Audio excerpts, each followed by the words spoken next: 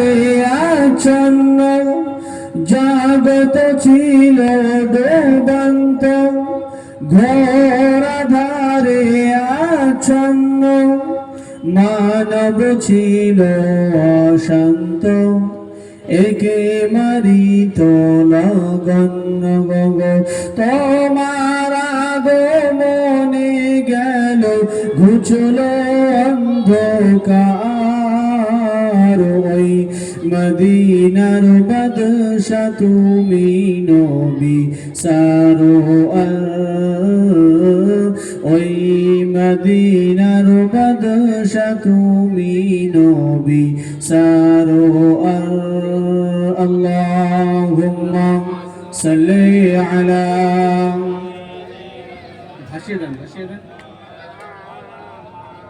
ওয়া আলা আলি।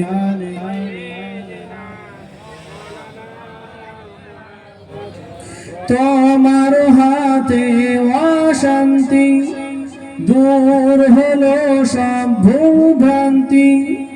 তোমার হাতে অশান্তি, দূর হলো সব ভ্রান্তি। তোমার সাথে সাহাবা বিজয় করলো পাক্কা বাগা। শত্রু সানে লড়াই করতে ধরলেন তলোয়ার, ওই মদিনার বাদশা তুমি নবী সারোয়ার, ওই মদিনার বাদশা তুমি নবী সারোয়ার। দরুদ আল্লাহুম্মা সাল্লি ওয়া সাল্লিম বারিক আলা আবদিকা রাসূলিল কারীম شفيع المذنبين سيدنا مولانا نبينا محمد وآل البيت أولاد البيت وأزواجه وأصحابه أجمعين، كما صليت وسلمت وباركت ورحمت على سيدنا إبراهيم وعلى آل سيدنا إبراهيم إنك حميد مجيد। الحمد لله সমস্ত প্রশংসা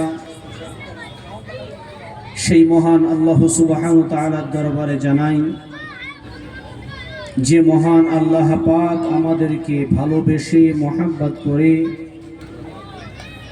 জামানার কুতুব আরিফ বিল্লাহর বাদশাহ হযরত মাওলানা শাহ সুফি মুফতি আজান গাছি রহমাতুল্লাহ আলাইহির হুকুমের মজলিসে দিনের কিছু কথা, কোরআনের কিছু কথা, হাদিসের কিছু কথা শোনার জন্য আল্লাহ পাক আমাদের সকলকেই এখানেই আসার ও বসার মতো তৌফিক দান করেছেন। সেই জন্য করে আমরা সকলেই জবানটা ছেড়ে দিয়ে সেই মালিকের দরবারে শুকরিয়া আদায় করি। আমরা সকলে পড়ি আলহামদুলিল্লাহ।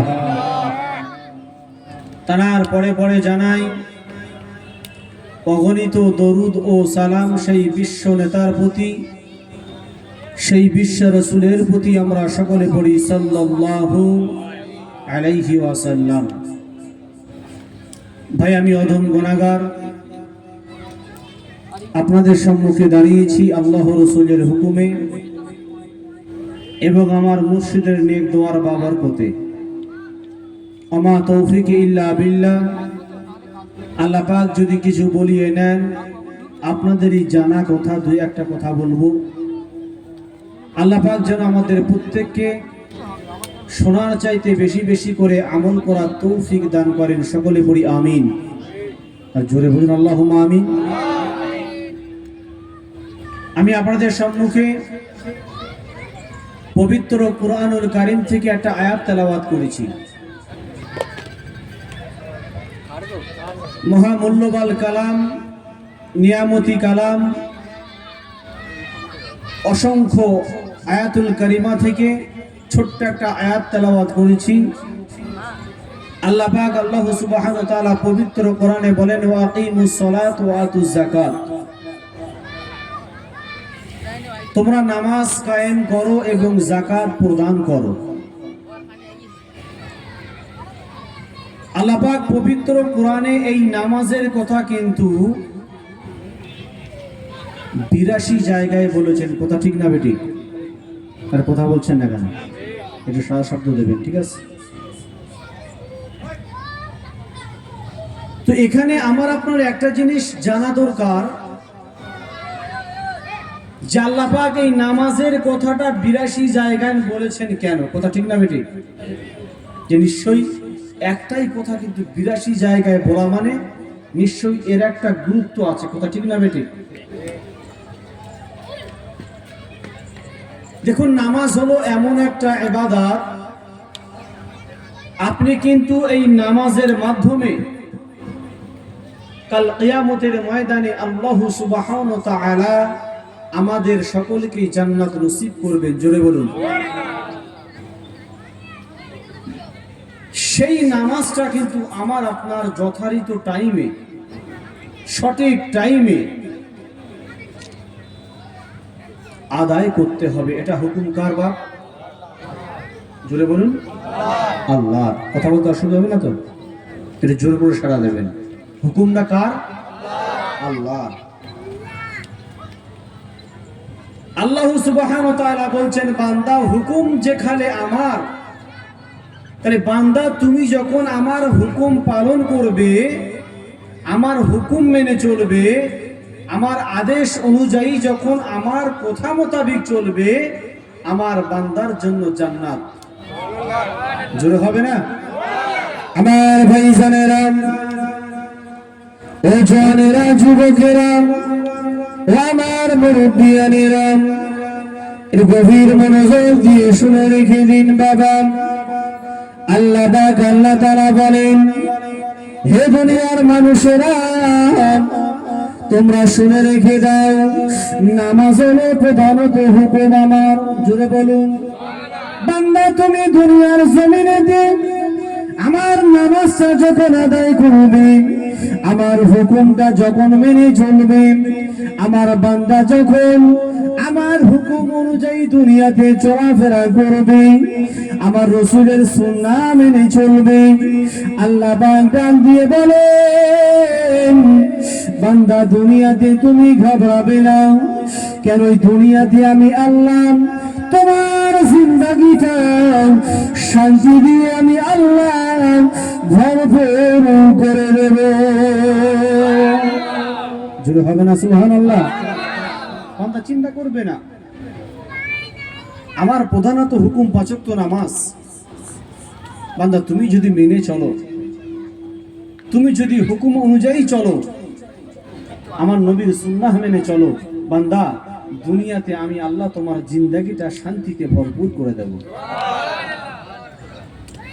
এই নামাজ আজকে বিশ্বের তাকিয়ে দেখুন আপনি, যত আউলিয়া কেরাম বলেন, যত গৌস বলেন, যত শায়েখ মাশায়েখ, পীর গৌস ওলি আল্লাহ, এনারা কিন্তু কোনোদিন একথা বলেন না যে তোমরা নামাজ পড়ো না। বলেছে কি? কোনোদিন বলে না। বরঞ্চ আল্লাহর ওলি সুফিয়ায়ে কেরাম যারা হয়েছেন, আল্লাহর মাহবুব বান্দা যারা হয়েছেন, মুজাদ্দিদ যারা হয়েছেন, তারা সারাক্ষণ কি করেছেন? আল্লাহর পথের দিকে কেমন করে নিয়ে যাব, কি করে ওদেরকে নামাজের মধ্যে আনবো, কেমন করে ওদেরকে মন্দ কাজকে ছেড়ে দিয়ে, খারাপ কাজকে ছেড়ে দিয়ে ভালো কাজের দিকে কেমন নিয়ে আসবো, প্রত্যেকটি আল্লাহ সুফিয়ায়ে কেরাম বান্দা, আল্লাহ সালেহিন বান্দা একটাই কাজ করে গেছেন। জোরে বলুন। আজকে জামানার মুর্শিদ তিনি বিশ্বের কোনায় কোনায় একটাই আওয়াজ দিয়ে বেড়াচ্ছেন, বাবারা তোমরা বিনা কাজায় 5 ওয়াক্ত নামাজ পড়ো। কথা ঠিক না বেটি?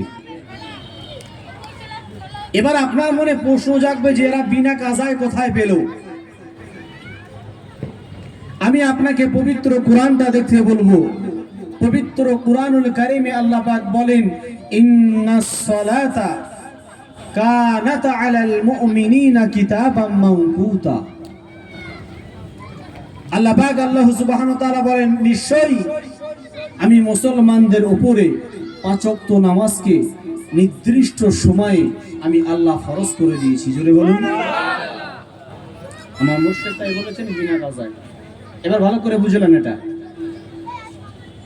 এই বিনা কাজা নির্দিষ্ট সময়, নির্দিষ্ট সময় বলতে ওকে বোঝায় যে আপনার উপরে জোহরের নামাজ ফরজ, জোহরের সময় আদায় করতে হবে। জোরে বলুন, কথা ভুল বললাম নাকি? আপনার উপরে আল্লাহ পাক আসরের নামাজকে ফরজ করেছেন। কেন? ওই সময় আসরের ওয়াক্ত হয়েছে, যাহার কারণে আপনার উপরে আসরের নামাজ ফরজ। ওই সময় কিন্তু জোহরের নামাজটা ফরজ নয়। কথা বুঝতে পারছেন?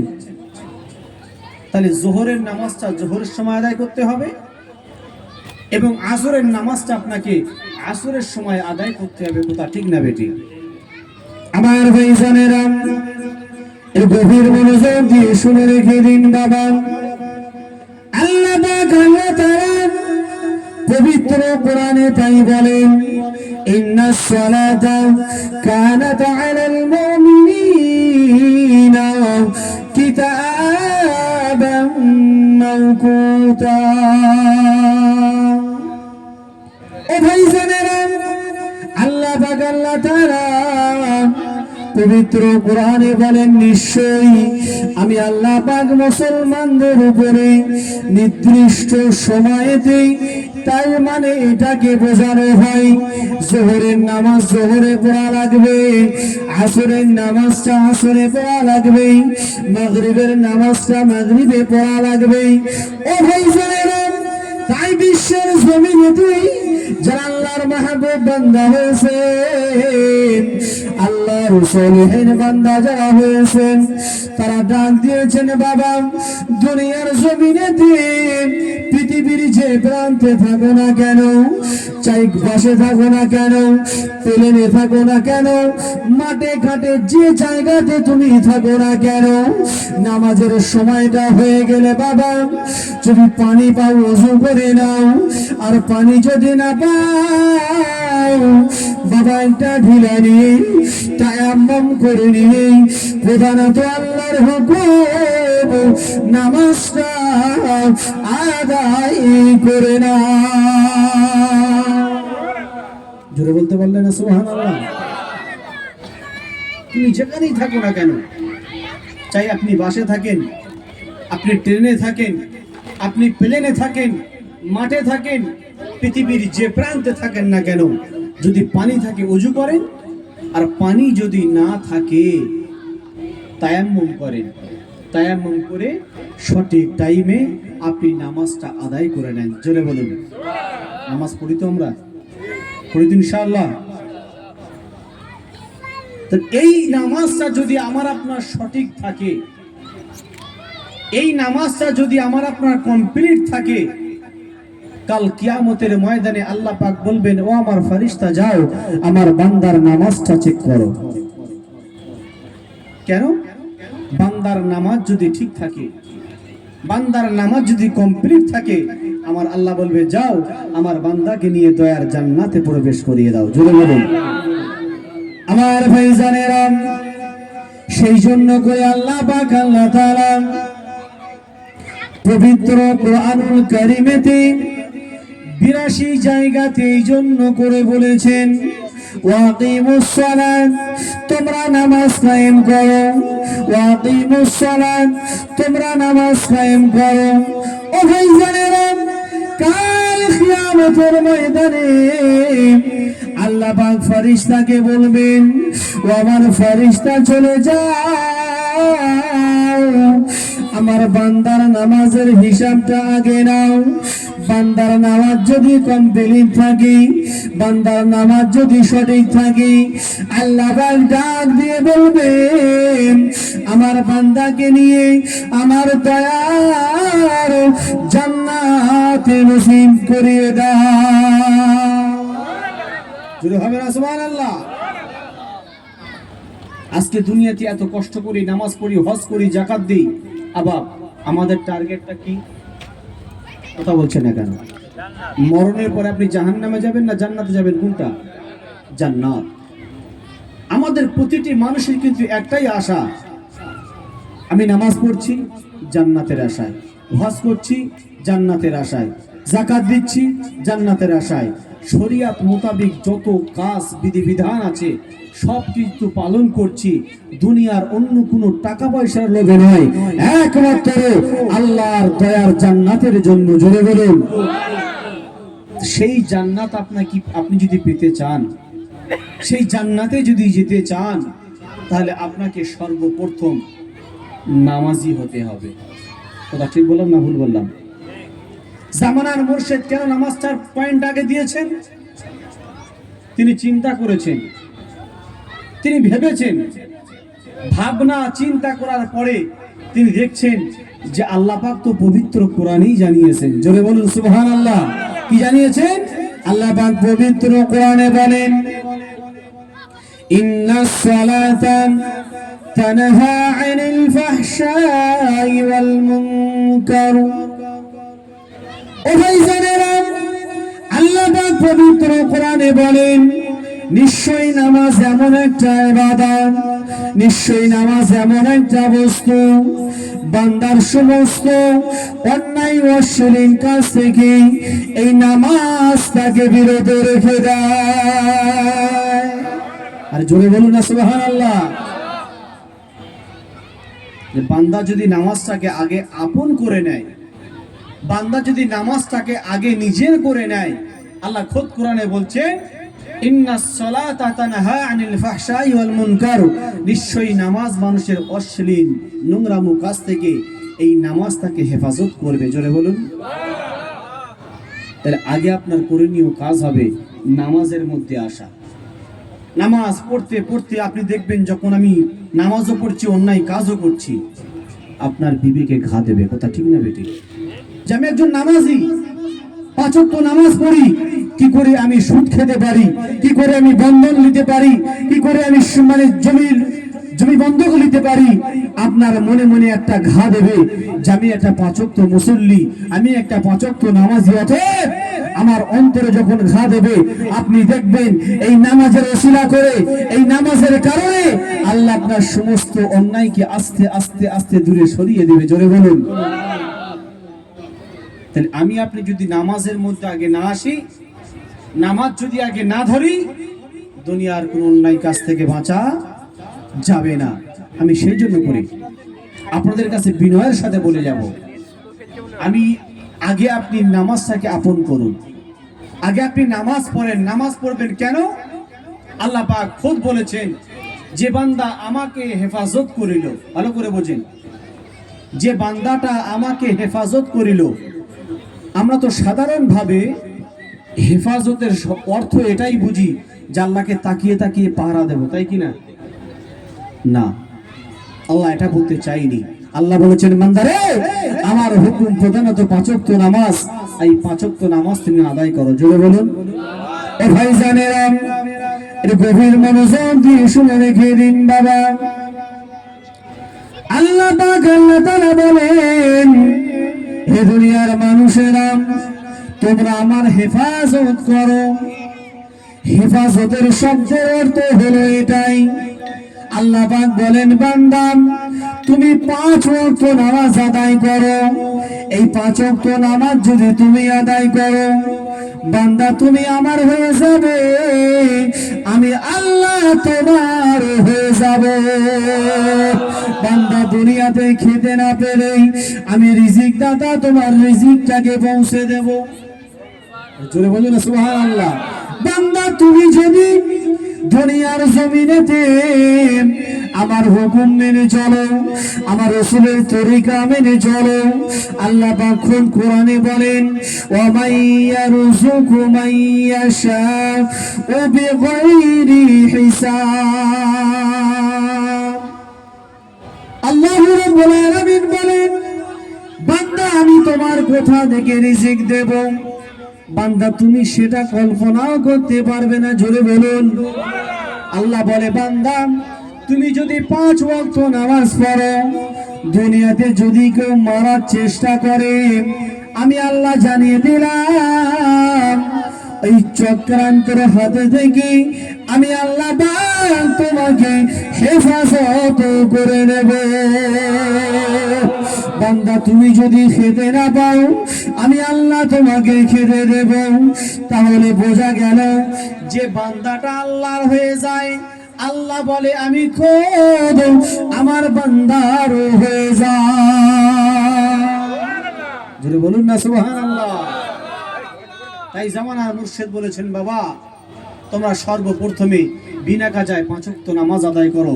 বিনা কাজা শব্দের অর্থ হচ্ছে এটাই, আপনি সঠিক টাইমে জোহরের নামাজ জোহরে পড়ুন, আসরের নামাজ আসরে পড়ুন, এর নাম হলো বিনা কাজা। জোরে বলুন না সুবহানাল্লাহ। আজকে পৃথিবীর জমিনেতে 1 লাখ মতন্তরে 2,24,000 পয়গম্বরকে আল্লাহ পাঠিয়েছিলেন, কথা ঠিক না বেঠিক? প্রত্যেকটা নবী কিন্তু রিসালাতের দাওয়াত দিয়েছেন। ইমানি দায়িত্ব হিসাবে কোরআনের আইনটাকে ঘরে ঘরে পৌঁছে দেওয়ার জন্য কত কষ্ট, মোরাকাবা, মুশাহিদা, এমনকি রসুলদের উপরে অত্যাচারের রোলার চলেছিলেন, কথা ঠিক বলছি না ভুল বলছি? আজকে একটা মানুষ দাঁড়িয়ে বলুন যে আমি যদি নামাজ পড়ি আমাকে গাছের গায়ে বেঁধে মারবে, আমাকে অত্যাচার করবে, আমাকে খেতে দেবে না, আমাকে ঘর ছাড়া করে দেবে, এমন সিস্টেম আছে নাকি দুনিয়াতে আজকে বর্তমান জামানায়? নাই। তাহলে আমরা স্বাধীন যুগে স্বাধীন দেশে বাস করার পরেও আমরা নামাজ পড়তে পারছি না কেন? কথা ঠিক বললাম না ভুল বললাম? সাহাবায়ে কেরাম রাদিয়াল্লাহু তাআলা আনহুর দিকে যাবেন, সাহাবায়ে কেরামেরা তাদের উপরে কতই না অত্যাচার হয়েছিল, খেতে পাইনি ঠিক মতন, না খেয়ে না দিয়ে, তারপরেও দিন রাত তারা আল্লাহর ইবাদত করতে ভুলে যায় নাই। জোরে বলুন। আল্লাহ পাকের রসুলের প্রাণ প্রিয় সাহাবী হযরতে আবু হুরায়রা রাদিয়াল্লাহু তাআলা আনহু, যিনি কিনা সবথেকে বেশি আমার রসুলের হাদিসকে বর্ণনা করেছেন, তিনি এক সময় ঘর থেকে রওনা দিয়েছেন, বিশেষ কোনো একটা কাজের উদ্দেশ্যে কোনো একটা কাজে তিনি যাবেন। যেতে যেতে যেতে হঠাৎ করে তিনি দুর্বল হয়ে একটা গাছের গোড়ায় তিনি বসে পড়লেন। অন্য কোনো কারণে নয়, হযরতে আবু হুরায়রা রাদিয়াল্লাহু তাআলা আনহু 3 দিনের না খাওয়া, তারপরেও তিনি 1 সেকেন্ডের জন্য আমার আল্লাহকে আল্লাহ বলা ভুলে যায় নাই। জোরে বলুন। আর ভাইজানেরা, এটা গভীর মনোযোগ দিয়ে শুনে রেখে দিন বাবা।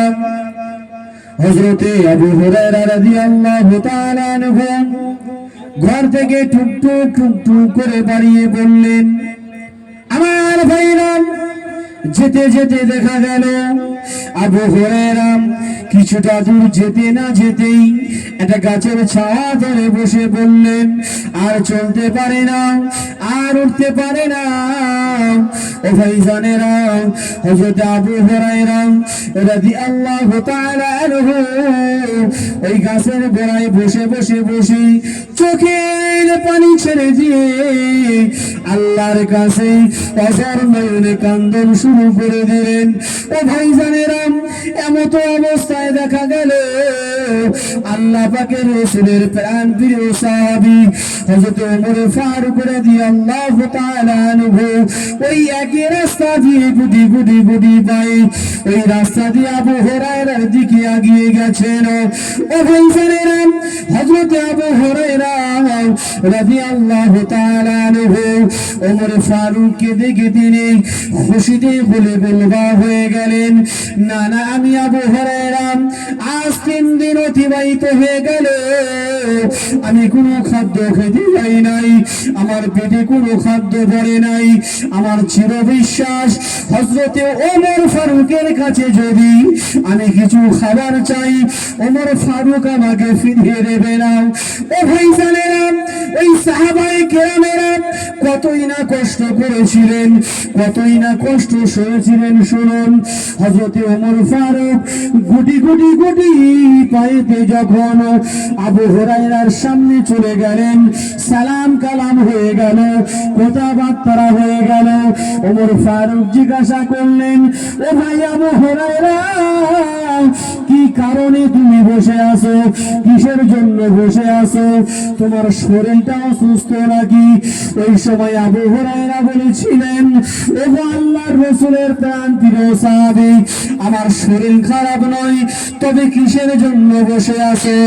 এই সময় আবু হুরায়রা চিৎকার মেরে বলেছিলেন, ও ভাই আবু হুরায়রা, ওমর ফারুক, আমি এই জন্য করে বসে আছি, আমি বিশেষ কোনো কাজেতে রওনা দিয়েছিলাম, কিন্তু যেতে যেতে যেতে আমি আবু হুরায়রা আর চলতে পারি না, অন্য কোনো উদ্দেশ্য নয়, খিদের যন্ত্রণাতে আমি আবু হুরায়রা এই গাছের তলায় বসে পড়লাম।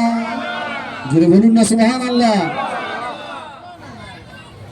আজকে যদি একটা মুসলমান 3 দিন খেতে না পায়, তার অবস্থাটা কি হবে বুঝতে পারছেন তো আপনারা? 3 দিন তো দূরের কথা, এক বেলা যদি খেতে না পায়, মানুষ আমরা পাগল হয়ে যাই, অস্থির হয়ে যাই, পরেশান হয়ে যাই। কথা ঠিক বললাম না ভুল বললাম? আমার ভাইজানেরা, আবু হুরায়রা বলেছিলেন, ও আল্লাহর রাসূলের প্রাণ প্রিয় সাহাবী, তোমার কাছে যদি কোনো খাদ্য থাকে, আমি আবু হুরায়রা, আমাকে তুমি দাও। কেন নাও? আমি আবু হুরায়রা আজ 3 দিন অতিবাহিত হয়ে গেল, আমি আবু হুরায়রা কোনো খেতে পাই নাই, আমার পেটে কিচ্ছু পড়ে নাই।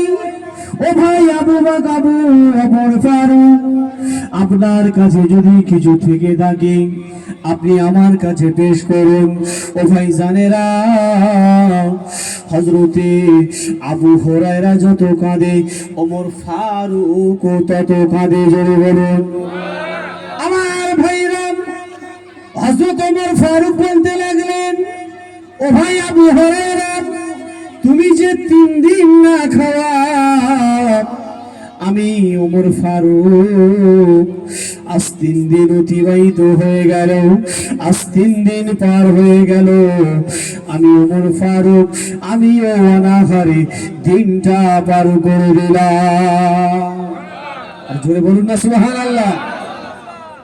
আপনি যেমন 3 দিন অনাহারে পড়ে আছেন, আমি ওমর ফারুক আমিও 3 দিন অনাহারে পড়ে আছি, আমার পেটেও 3 দিন পেটে কোনো খাদ্য নাই। জোরে বলুন।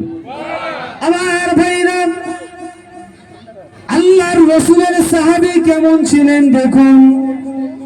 শত কষ্ট সহ্য করে, শত কষ্ট গায়ে সইয়ে নিয়ে, তারপরে আল্লাহর হুকুম, 1 সেকেন্ডের জন্য আল্লাহকে ভুলে যায় না।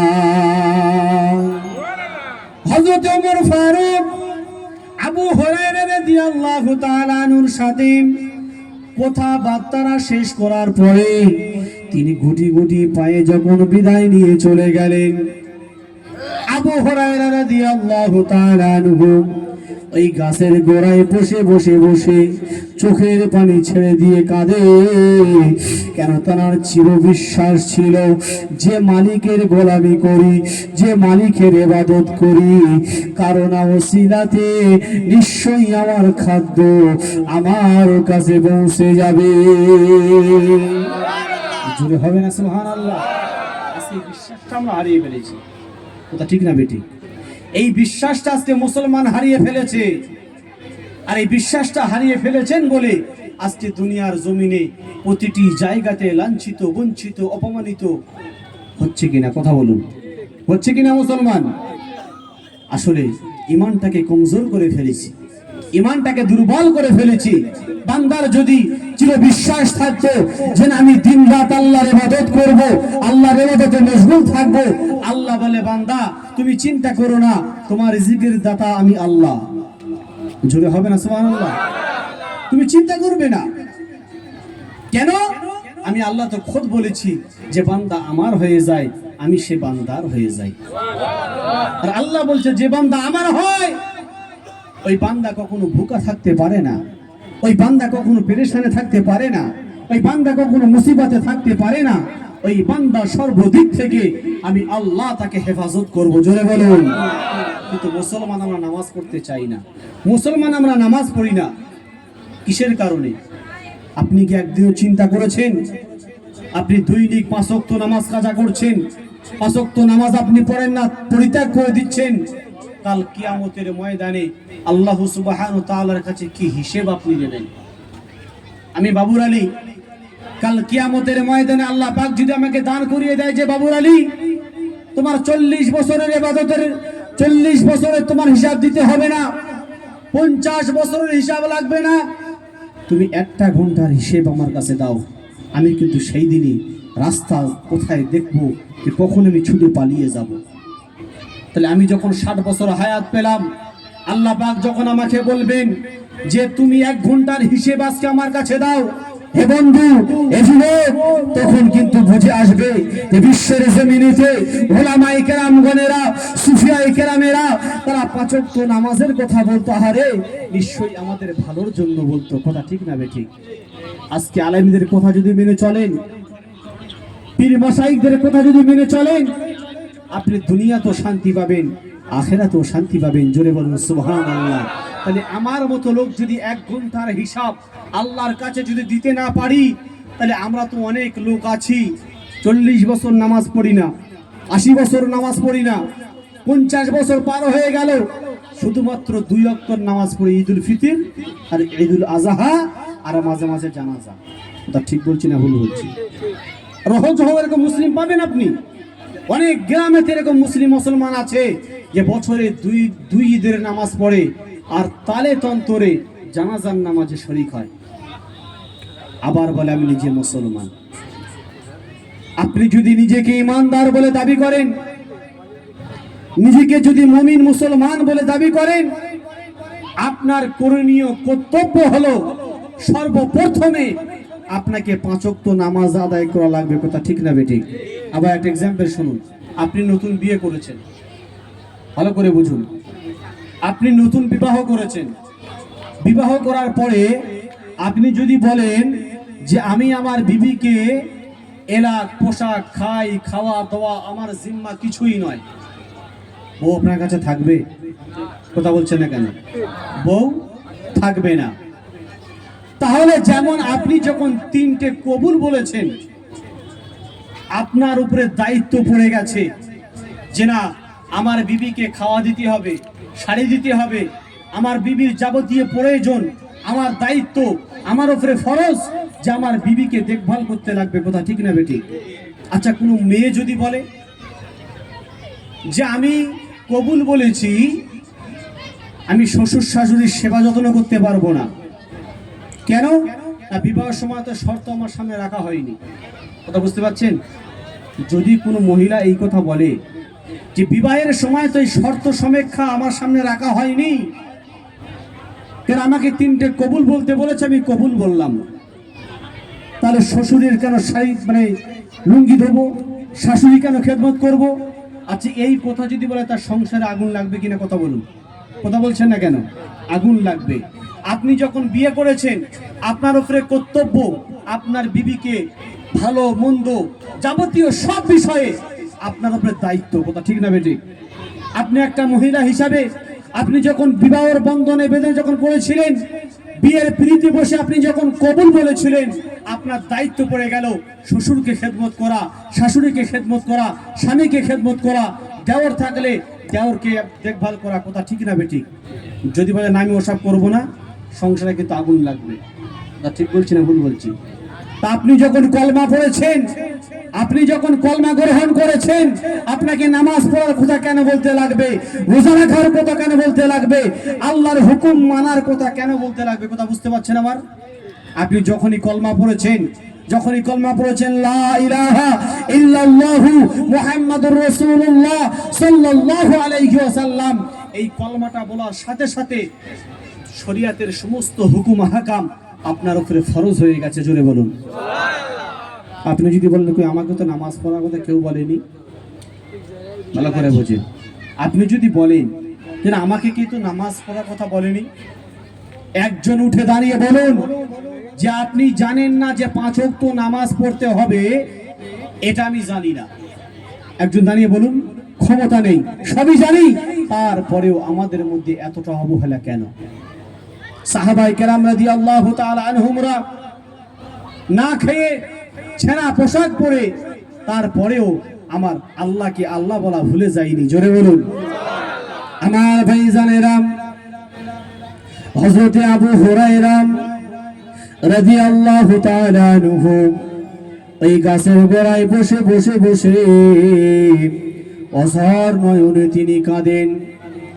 আমার ভাইরা, এমত অবস্থায় দেখা গেল মুসলিম জাহানের প্রথম খলিফা বিশ্ব নবীর প্রাণ প্রিয় সাহাবী হযরতে আবু বকর সিদ্দিক রাদিয়াল্লাহু তাআলা আনহু ওই একই রাস্তা দিয়ে তিনি গুটি গুটি পায়ে ওই রাস্তার দিকে রওনা দিলেন। হযরতে আবু হুরায়রা রাদিয়াল্লাহু তাআলা আনহু আবু বকর সিদ্দিক রাদিয়াল্লাহু তাআলা আনহুকে দেখে অতি খুশি হয়ে গেলেন। আমার ভাইরা, তিনি এই জন্য করে খুশি হলেন যে আল্লাহ পাকের রাসূলের প্রাণ প্রিয় সাহাবী আসেন, যদি তার কাছে কিছু চাওয়া যায় তিনি কখনো ফেরত দেবেন না।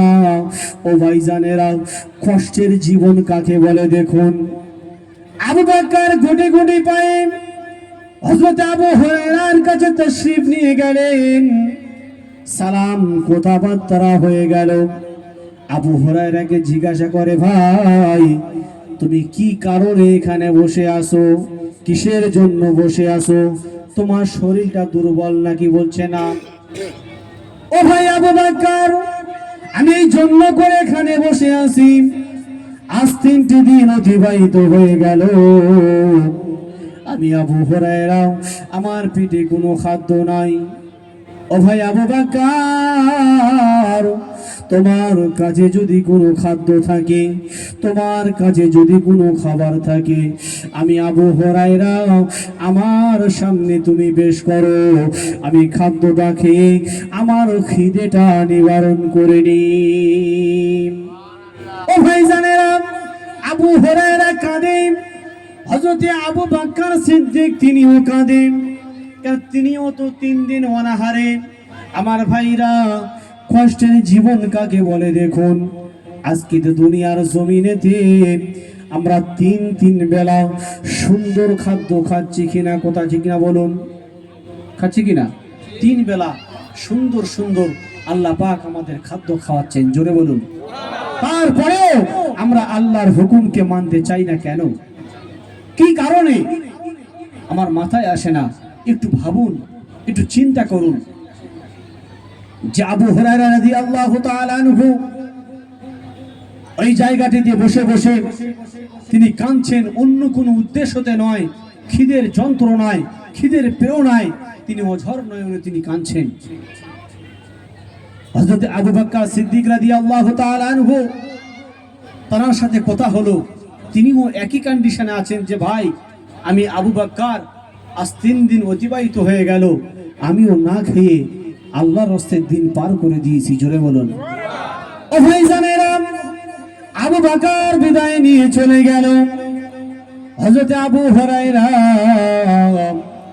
রাদিয়াল্লাহু তাআলা আনহু ওই জায়গাটিতে বসে বসে তিনি ঈমানটা মজবুত করে আছেন। ঈমানের পাওয়ার কারে বলে দেখুন। সাহাবীদের জীবনে কেমন কেটেছেন শুনুন। তিনি বিশ্বাস ছিলেন যে না না, যে আল্লাহ দুনিয়ার জমিনে আমাকে পাঠিয়েছে, নিশ্চয়ই কোথাও না কোথাও আমার রিজিকের ব্যবস্থাপনা করে রেখেছে।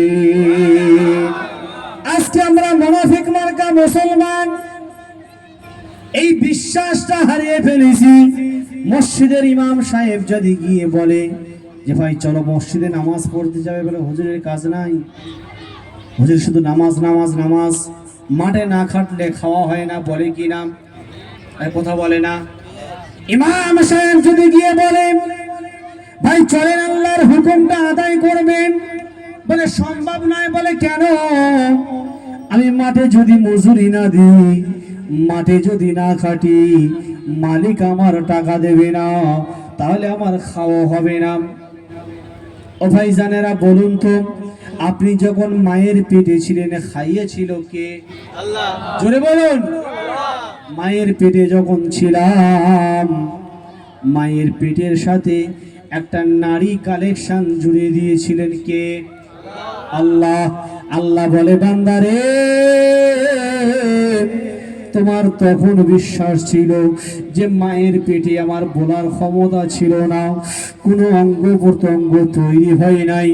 আল্লাহ সেই থেকে নিয়ে 10 মাস 10 দিন যদি মায়ের পেটেতে খাওয়াতে পারে, তাহলে দুনিয়ার জমিন আল্লাহ খাওয়াতে পারে কিনা কথা বলুন। ও ভাইজানেরা, তাহলে আমার আপনার জবান দিয়ে এই কথাটা বার হয় কি করে? ইমাম সাহেব যদি নামাজ পড়তে যাই, যদি নামাজ পড়তে যাই তাহলে খাওয়া হবে না, কেন মাঠে খাটা যাবে না। ও ভাইজানেরা, এই ইমানের কমজোরিটা সরিয়ে দেন। আপনি দুনিয়াদারিও করুন শরিয়াত মোতাবেক, তারপরেও আল্লাহর হুকুমটা মেনে চলুন। আল্লাহ আপনার কামিয়াবি রাস্তা দেখিয়ে দেবে। জোরে বলি সুবহানাল্লাহ। উচ্চ আওয়াজে দরুদ শরীফ পড়ি। আল্লাহুম্মা সাল্লি আলা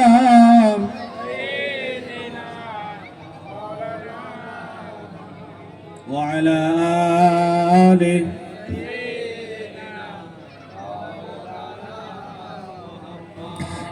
একদিন তোমারি নাম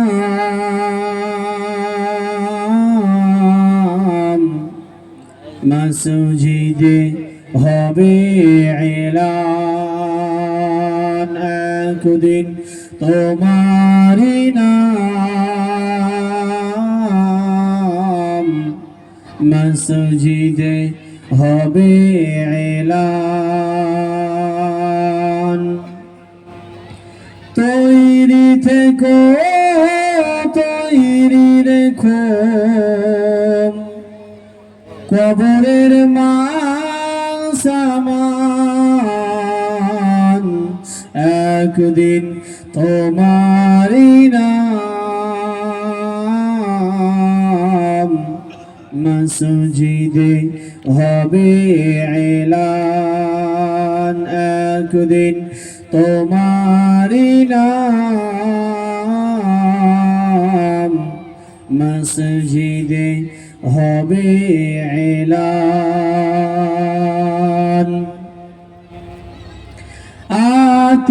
আত্মীয়স্বজন মাতৃভোজন পরিয়ে তোমায় নতুন কাফন, নিয়ে যাবে ওই কবরেতে, থাকবে না কেউ আপন, একদিন তোমারি নাম মসজিদে হবে এলান, একদিন তোমারি নাম মসজিদে হবে এলান। আল্লাহুম্মা সাল্লি আলা সাইয়্যিদিনা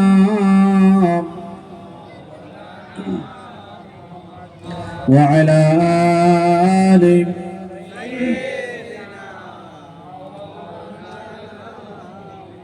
আমার দিনদার আল্লাহওয়ালা বাবজিও ভাইরা।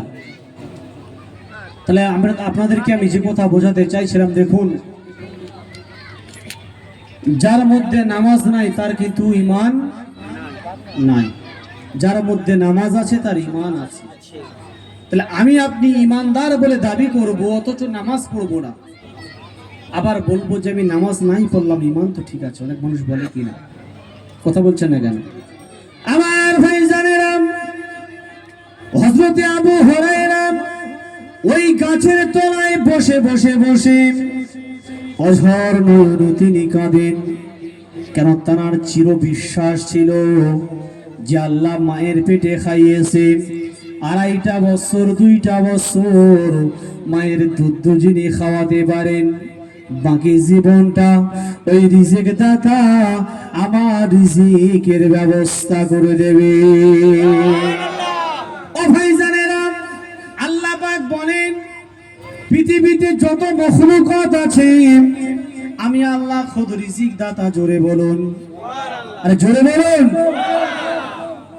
দুনিয়ার কোনো মানুষ না খেয়ে থাকে না কেন, আমি আল্লাহ সঠিক টাইমে যার রিজিকটা তার কাছে আমি আল্লাহ পৌঁছে দিই। ও ভাইজানেরা, আমার বলার উদ্দেশ্য হলো এটাই যে আবু হুরায়রা রাদিয়াল্লাহু তাআলা আনহু 3 দিনের না খাওয়া ওই গাছের গোড়ায় বসে বসে বসে বসে 1 সেকেন্ডের জন্য আমার মালিককে ভুলতে পারি না। একটু জোরে বলো। কিন্তু আমরা মানুষ আল্লাহকে ভুলে গেছি, যে আল্লাহ পাঠিয়েছে, যে আল্লাহ বাঁচিয়ে রেখেছে, যিনি হায়াতের মালিক, যিনি মৌতের মালিক, সে আল্লাহকে আমরা আজকে ভুলে গেছি। বাপ, হাতে না ধরে পায়ে ধরে বলে যাব, আগে আপনি নামাজে আসুন, নিজের জীবনটা গড়ুন, নিজের জীবনটা রঙিন দিকে নিয়ে যান, অন্ধকারের দিকে নিয়ে যাবেন না। কেন? এর হিসাব কিন্তু আপনার আল্লাহর দরবারে দিতে হবে। তাই আমার মুর্শিদ বলেছেন, বাবা বিনা গাজায় 5 ওয়াক্ত নামাজ আদায় করো। আর কি করবে না, নামাজের পরে কোরআন তেলাওয়াত করবে, হালাল রুজি খাবে, এবং আমার ভয়, আল্লাহ বলছেন আমার ভয়, আমার খৌফ অন্তরের মধ্যে রাখবে। এই 4টে জিনিস তোমরা মানো, চাই তোমরা যে দল করো না কেন, এই 4টে জিনিস মেনে যদি চলতে পারো, আল্লাহ চাইলে আমাদের জান্নাত নসিব করবে। জোরে বলুন, আর একটু জোরে বলুন। যুবক, তোমার পায়ে ধরে বলে যাব, তুমি আগে এসো, ইসলাম জিন্দা হবে। জোরে বলুন। যুবক, তুমি আগে এসো, তোমার ওসিলাতে আমার আল্লাহ দ্বীন কায়েম করবে। জোরে বলুন, আর একটু জোরে বলুন। কেন? যুবকদেরকে আমার রাসূল সাল্লাল্লাহু আলাইহি ওয়াসাল্লাম সর্বসময় উৎসাহ দিতেন। কেন দিতেন? যুবকদের ইবাদতটা আমার আল্লাহর দরবারে বেশি পছন্দনীয়। জোরে বলুন। আমি সেই জন্য করে যুবকদের হাতে না ধরে পাটা আগিয়ে দিন, আপনার পায়ে আমি হাত রেখে বলে যাব, আল্লাহর নাফরমানি আর করবেন না, নামাজ পড়ুন, নামাজ ধরেন, রাসূলকে মানেন, দেখবেন আপনার জিন্দেগিটা, আপনার সুন্দর জীবনটা আল্লাহ দেখবেন পরিষ্কার করে ধুয়ে মুছে সাফ করে দেবে। জোরে বলুন। আল্লাহ পাক আমাদের প্রত্যেককে শোনার চাইতে বেশি বেশি করে আমল করার তৌফিক দান করেন। সকলে বলি আল্লাহুম্মা আমিন। ওয়া আখিরু দাওয়ানা আলহামদুলিল্লাহি রাব্বিল আলামিন। এবং উচ্চ আওয়াজে দরুদ শরীফ, আল্লাহুম্মা